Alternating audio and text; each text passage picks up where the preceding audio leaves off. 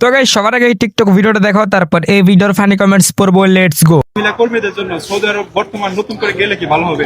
হ্যাঁ ভালোই, আমি তো বললামই যে যদি আত্মীয় ধারাতে যায় তাহলে ভালো হইব। তোর আমার কফিল ভালো পাইছি, আর সবাই তো আর খারাপ হয় না, ঠিক আছে। আর এখানে ওই সৌদি আরবের ভিতরে বেশিরভাগই দেখা যায় যে বাঙালিরা অনেক, আর বিজনেসও বাঙালিরাই করে ওইখানে, যার কারণে বাঙালিরাই সৌদি সাইজেই এরকম কাজগুলো করতে থাকে, যার কারণে সৌদির ইয়াটা আর কি বেশি হয়। বুঝতে পারছেন কিছু? এখানে বাঙালির ভিতরেই সবকিছু। বুঝতে পারছি। আসলে আপনি তো দীর্ঘদিন প্রবাসী ছিলেন, এখন স্যালারি ঠিক মতো পাইতেন সেখানে? আমার স্যালারি কখনো বন্ধ ছিল না, টাইম মতোই দিত। মানে মাসে হওয়ার আগেই বলতো যে টাকা পাঠাবো কিনা, বা এরকম কিছু জিজ্ঞেস করতো ছেলেদের জন্য বা আমার ব্যাংকের জন্য। আমি সবসময় টাকা পয়সা ওদের কাছ থেকেই দিয়ে পাঠাতাম। तो चलिए शुरू करते हैं। কফিলের হাতে জাদু আছে ভাই। না কফিল ভালো আছে, কফিল কিন্তু সেই খাওন পাইছে।